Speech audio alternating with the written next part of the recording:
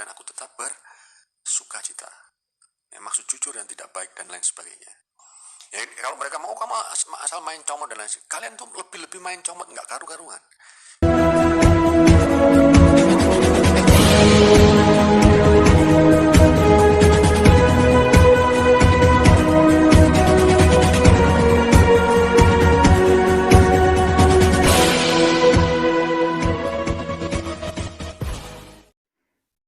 Ya, shalom bagi kita semua, dimanapun kita berada pada saat ini, kiranya kita semua tetap berada dalam keadaan sehat, dan apapun yang merupakan aktivitas kita sepanjang hari ini, kiranya Tuhan Yesus memberkati.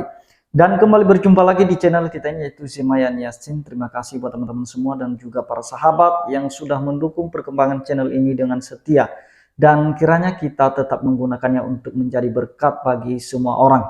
Nah, teman-teman, pada video kali ini saya akan membahas atau menanggapi dan juga meluruskan apa yang menjadi pernyataan dari seorang ustadz yang bernama Agustan. Lagi-lagi kita akan membahas Ustadz Agustan, di mana teman-teman dia mengutip ayat Alkitab dan kemudian dia tafsirkan seenak jidatnya. Nah, teman-teman, sebelumnya mari kita simak videonya yang berikut ini. Karena juga saudara-saudara muslim ini ada yang jangan terlalu beginilah, jangan terlalu begitu. Ya. Berarti ketika kita oke lah, kalau antum anggap reaksi saya berlebihan, ya nggak masalah juga. Tetapi ketika antum ya, justru mempercayai mereka, antum berarti tidak percaya dengan Quran. Apa yang disampaikan Allah ke Quran itu kan. Dan memang praktek-praktek pembusukan itu dilakukan oleh orang-orang Kristen itu. Ya saya sih banyak udah nggak hafal yang saya nggak catat ya.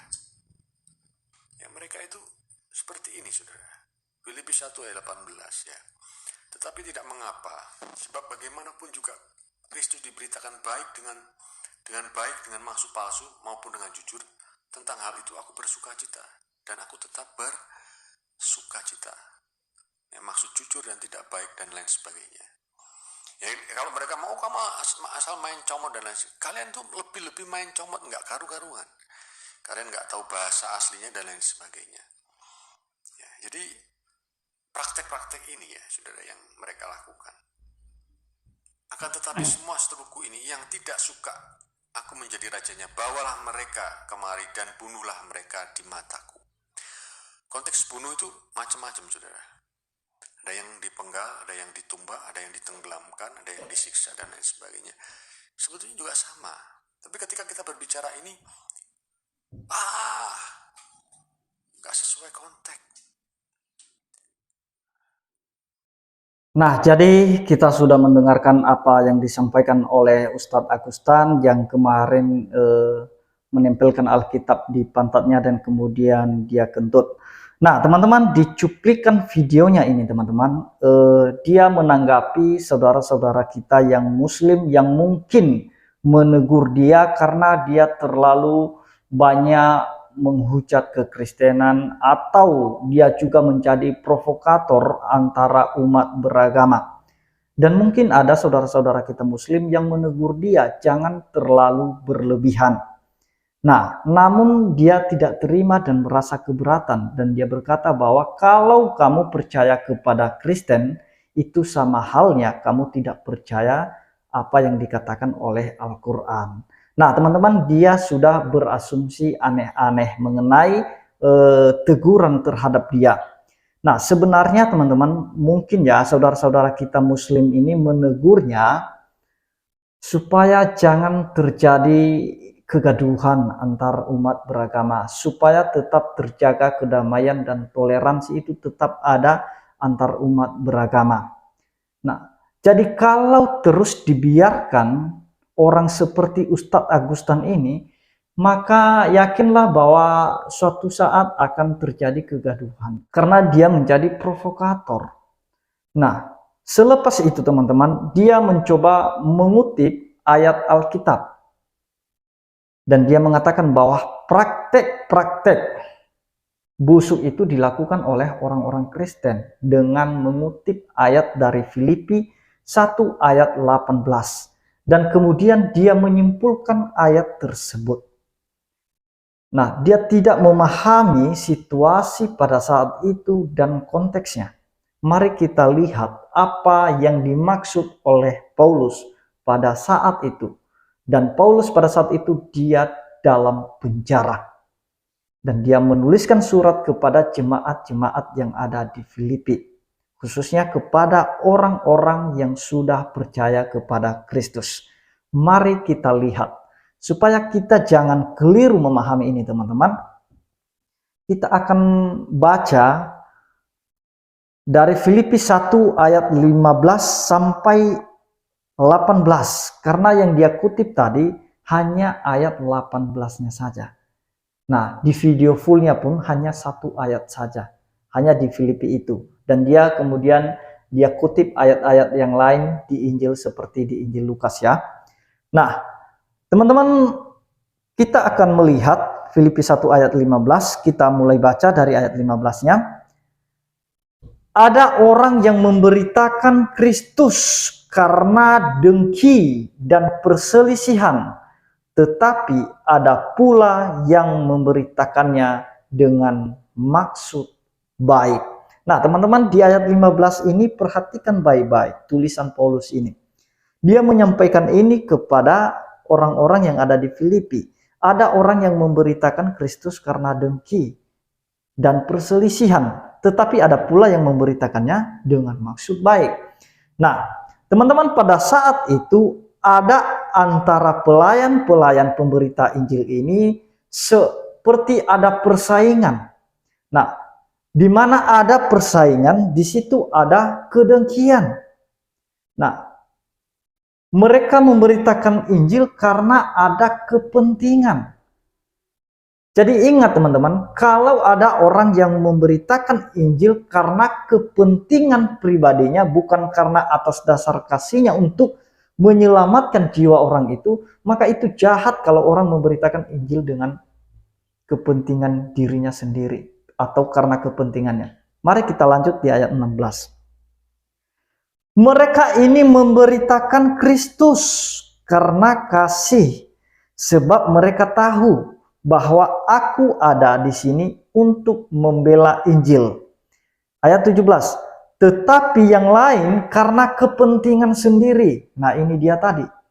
Karena ada kepentingan, maka menjadikan pelayanan pemberitaan Injil itu sebagai satu kompetisi.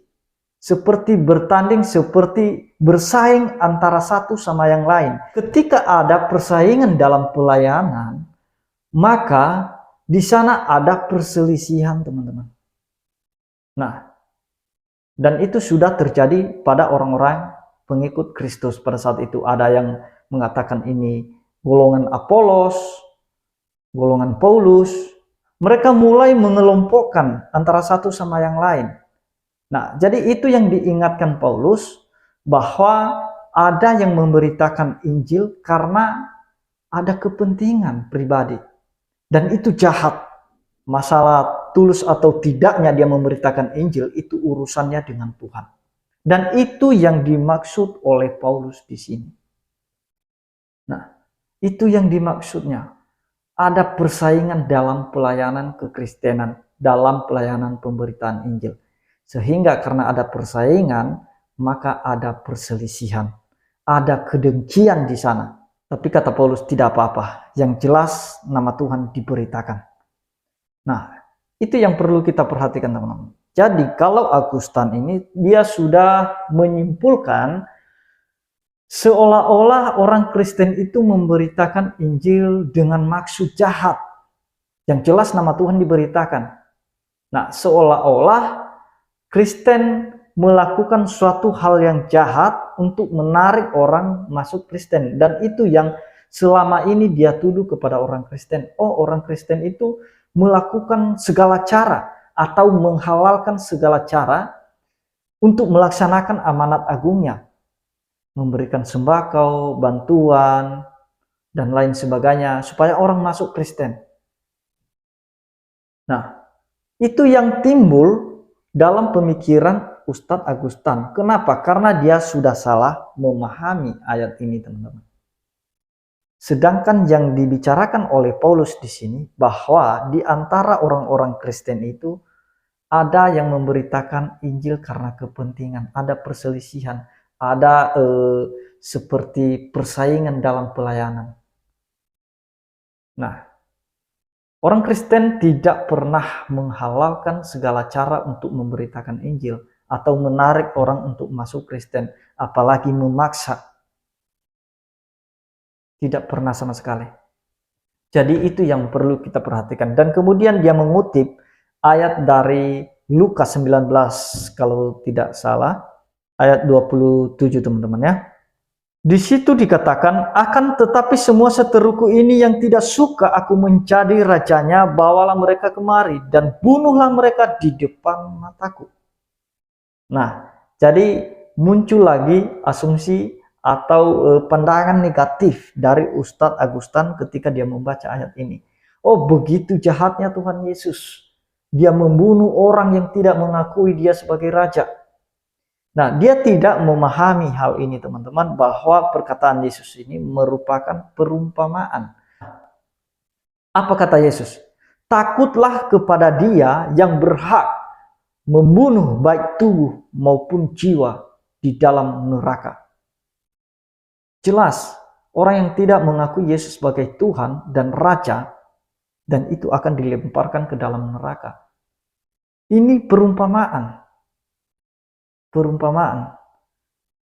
Jadi, Agustan dia menafsirkan ini secara hurufiah, seolah-olah Yesus menyuruh orang Kristen untuk memenggal kepala orang-orang yang non-Kristen. Tidak demikian, itu namanya salah tafsir. Ini perumpamaan. Di mana berlaku ini nanti setelah kematian, orang-orang yang tidak percaya kepada Kristus itu akan dilemparkan ke dalam neraka. Itu perkataan Yesus, bukan kata saya. Itulah sebabnya Yesus berkata, takutlah kepada Dia yang berhak membunuh tubuh maupun jiwa di dalam api neraka. Itu sudah jelas orang yang tidak percaya kepada Yesus. Nah, makanya pahami, bedakan mana yang perumpamaan, mana yang bukan. Mana yang perlu ditafsirkan secara hurufiah, mana yang tidak. Jadi ketika membaca satu ayat saja, di ayat 27, ya seolah-olah Tuhan Yesus menyuruh atau memberi perintah kepada orang Kristen untuk membunuh orang-orang yang tidak mengakui Yesus sebagai Raja. Itu kan kacau kalau hurufiah tafsirannya. Jadi ini sebuah perumpamaan di mana ini berbicara tentang uang mina yang dipercayakan kepada beberapa orang. Ada yang menjalankannya dan ada juga yang tidak menjalankannya. Jadi bagi orang yang tidak menjalankannya, nah itu yang menerima hukuman. Nah, sedangkan bagi orang yang menjalankan uang mina itu, ya kepadanya dilimpahkan lagi. Dilimpahkan lagi modal itu. Itu yang dibicarakan oleh Tuhan Yesus. Dia mempercayakan talenta atau uang mina itu sesuai dengan kemampuan masing-masing untuk menjalankannya, untuk mengelolanya. Tetapi ternyata ada orang yang tidak mau melakukannya. Dan itulah yang menjadi seteru Tuhan Yesus. Dia yang tidak melakukan perintahku, itulah yang menjadi seteruku di dalam perumpamaan ini. Dan itu harus dibunuh. Ya bukan dibunuh, dipenggal atau dibunuh fisiknya, tetapi dibunuh dalam kematian yang kekal. Makanya kita harus memakai pemikiran yang benar-benar murni. Kalau misalnya motivasi Ustadz Agustan ini membaca Alkitab dengan hati yang murni untuk mencari kebenaran, saya yakin bahwa dia tidak akan sesat seperti ini. Nah, tidak muncul pandangan negatif seperti ini. Jadi itu yang mau saya sampaikan teman-teman. Kiranya Tuhan Yesus memberkati kita semua. Shalom.